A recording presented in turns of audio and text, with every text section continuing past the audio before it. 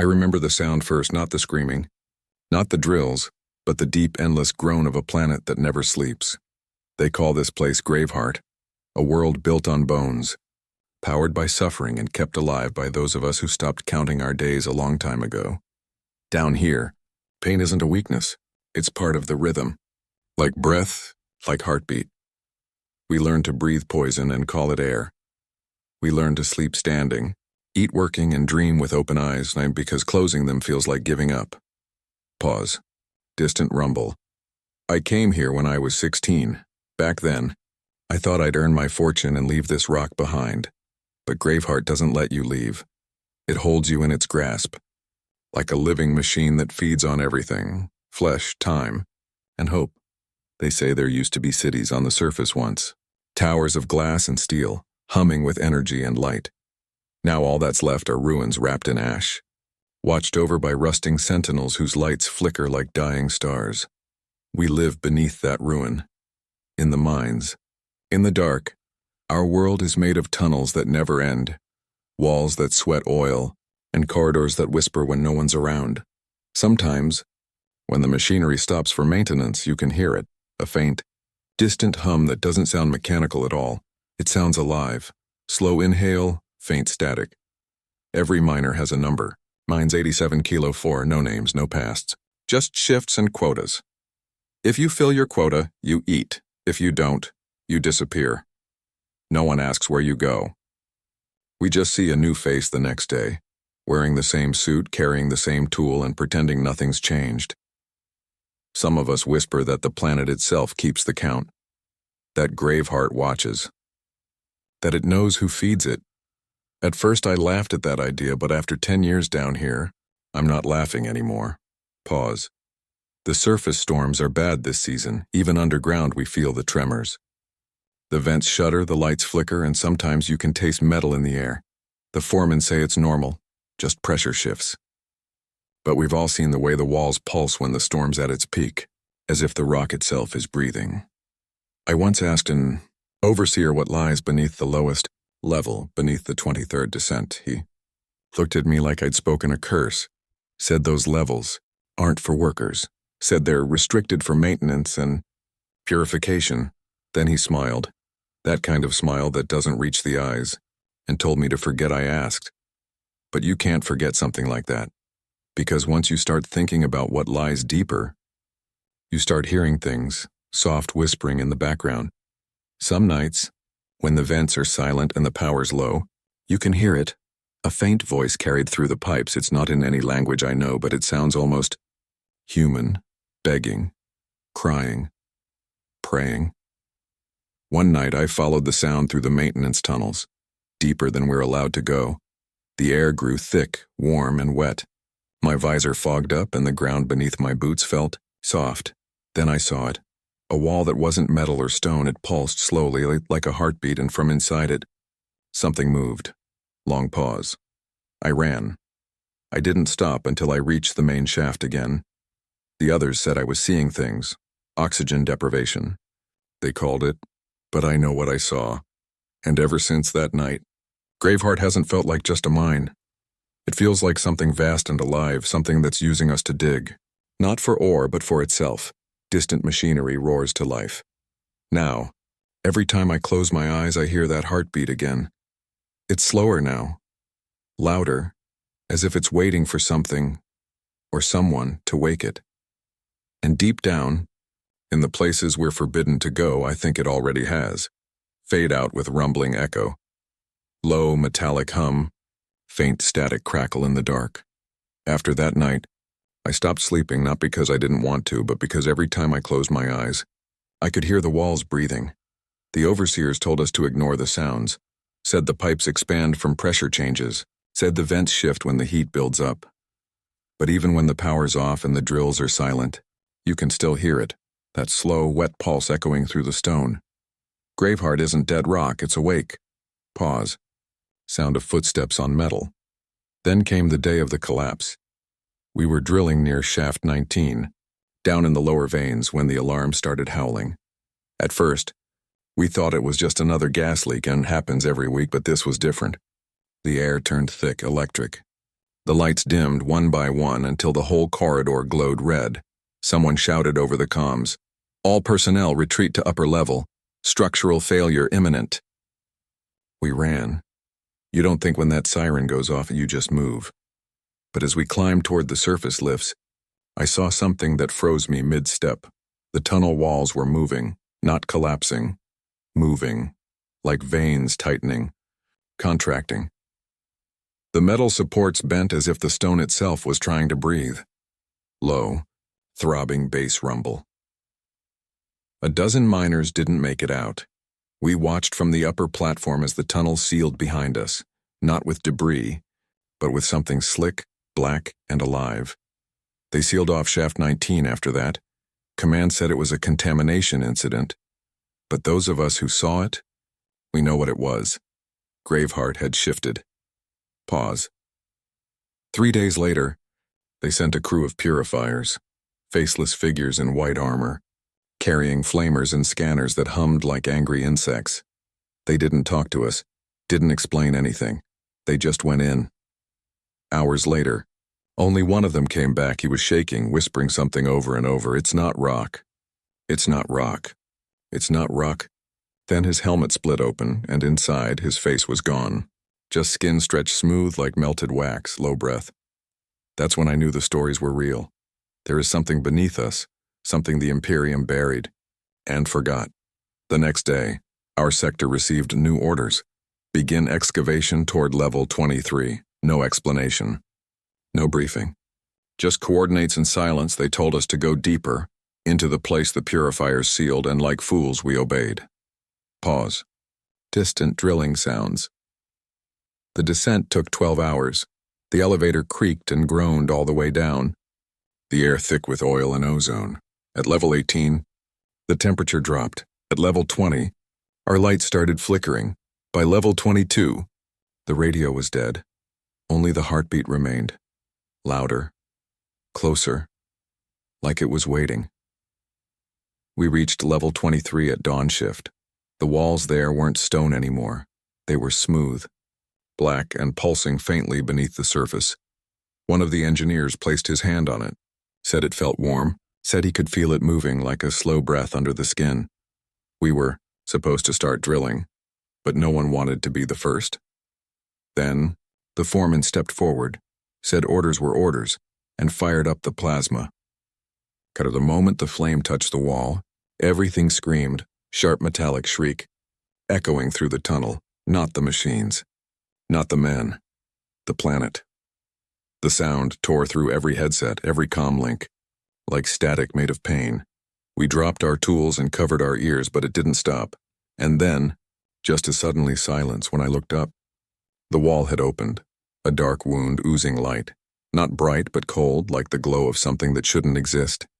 Inside, I saw shapes moving, tall, thin, wrong, like shadows trying to remember how to be human. The foreman took one step forward, and the light swallowed him whole, gone, no scream, no trace. Pause, deep breath. We sealed the breach and ran back to the lift. But it was dead. The power conduits had melted. We were trapped. Only 5 of us made it to the emergency tunnels.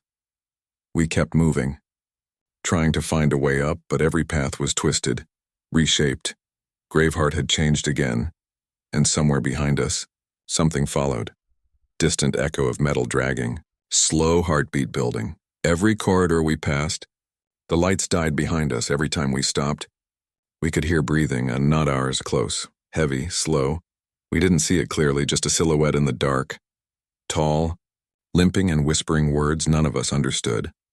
But whatever it wasn't human anymore. Long pause. By the time we reached the old elevator shaft, only 3 of us were left. We climbed for hours, up through the smoke, the heat, and the stench of burning oil. And when we finally reached the upper levels, the power came back on. The alarms went silent. The overseers were waiting for us, but their eyes were black, empty, like the darkness had already reached the surface. Faint electrical hum, echoes of distant machinery starting up. When we climbed out of the shaft, everything felt wrong. The lights were too bright. The air was too still. Graveheart has always had a pulse when the hum of drills, the hiss of vents, the rhythm of machines that never sleep. But now, silence. A silence that felt watched. The overseer stood waiting for us near the bulkhead. 6 of them, side by side, motionless. Their helmets were off. Their faces pale, and their eyes black. Not like they were burned or blind. Just empty. They didn't speak, didn't even breathe. From what I could see, then one of them stepped forward, tilted his head as if listening to something behind the walls, and said in a voice that wasn't his, "You went where you weren't meant to go." The sound of it wasn't human. It vibrated through my bones, like static from inside my skull. Before I could move, one of the others reached out, fast, and grabbed my arm. His skin was ice cold, his grip like steel. That's when the alarms finally screamed to life. Red lights, klaxons, chaos. The ground shuddered, and from somewhere deep below, that heartbeat thundered again, in louder, faster, closer, metal twisting, alarms wailing in the background.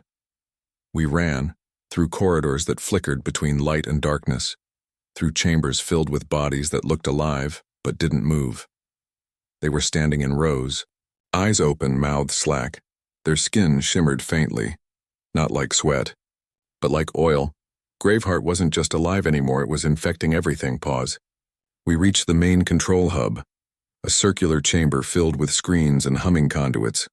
Only one tech was left there, shaking, muttering to himself. When he saw us, he flinched, eyes wide. "You shouldn't have come up," he said. "They told us to seal the shaft, to burn everything below." I told him there were still people down there, dozens trapped when the lifts failed. He just stared at me, trembling.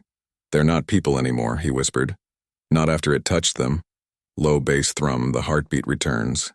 That was when every monitor in the control room flickered on at once. Static, screams, faces, distorted, melting, merging, and through the static, that same voice from the overseer spoke again.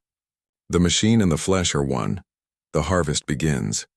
Then the floor split open. Cables burst through the steel like veins tearing free of skin. They wrapped around the tech, pulling him into the dark. His scream didn't sound human either. It broke, warped, stretched into something mechanical. We ran again. 2 of us left now. We didn't speak. Didn't look back. Just the endless echo of boots on steel. And that sound chasing us, and a deep, wet, dragging noise. Soft, metallic scraping in the dark. The deeper we went into the upper sectors, the more twisted everything became. Doors melted into walls. Machines pulsed like lungs. The vents no longer hissed, they whispered. Voices, dozens of them, all saying the same thing: "Wake it." We reached the shuttle bay, or what was left of it. The ceiling was gone, torn open to the toxic sky. Lightning flashed across the clouds, and for a moment, I saw the truth. The entire surface had changed. The cities were gone, replaced by black towers of flesh and iron, rising like tumors from the ground. Graveheart had reached the surface. Pause. Wind howling. The other survivor, her name was Lyra, stared at the sky, whispering prayers to gods who'd long stopped listening. Then she turned to me, tears cutting lines through the soot on her face, and said, "We dug too deep. We woke it up." She was right. We thought we were mining ore, but the planet had been using us, shaping us, preparing us. Slow breath. Distant thunder. Lyra didn't make it. When the next tremor hit, the floor cracked open, and she fell, swallowed by the darkness below. I tried to reach her, but something held me back. A cable, no, a vein, wrapped around my leg, pulsing like a heartbeat. I cut it with my plasma knife, but even as I did, I felt something flow into me, cold, heavy, like it was marking me. Now, when I close my eyes, I can still feel it inside my skin, moving, spreading. Like Graveheart doesn't want to kill me, it wants me to belong. Pause. Faint whispering returns. "I don't know how much longer I can stay here, the radio's dead. The skies are poison, but I can still hear that heartbeat, steady, patient, waiting. It's not beneath us anymore, it's everywhere. And somehow, I know what it's saying. It's not angry. It's not vengeful, it's hungry. Heartbeat fades, replaced by distant thunder. Fade out. Faint heartbeat continues. I don't remember how long it's been. Time doesn't move the same way anymore. There's no day here. No night. Only the rhythm. The slow, endless pulse of Graveheart beneath my skin. When I first felt it, I fought. I clawed at my arms, my chest, trying to tear it out. But it's not inside me the way infection lives in flesh. It's deeper, like it's rewriting me from the bones outward. Slow exhale. Metallic echo. I tried using the plasma knife again. Cut my palm. Watched the blood drip onto the metal floor. But the blood didn't look right. It shimmered. Thick and dark. Like oil. When it touched the steel, the metal moved. That's when I stopped fighting. Pause. Faint mechanical breathing. I'm the only one left in the upper sectors now. The others, the overseers, the engineers, the miners, and they're all part of it. You can still see them sometimes. Walking the tunnels, their bodies fused with the walls. Their eyes follow me as I pass. No malice. No pain, just acceptance. Graveheart doesn't destroy, it transforms, and I think I understand it now. Soft hum rising beneath voice. We thought we were the masters of this world, breaking rock, burning fuel, shaping life, but all along, it was shaping us. Every strike of the drill, every drop of sweat, every scream in the dark, it was feeding the heartbeat, teaching it who we were, teaching it to remember. When the storms cleared this morning, I climbed to the surface. The world I found wasn't the one I left. The sky burned red, thick with ash. The air shimmered with heat. And stretching to the horizon were towers of black and silver, alive. Humming with power, they pulsed in sync with my chest, each beat echoing the next.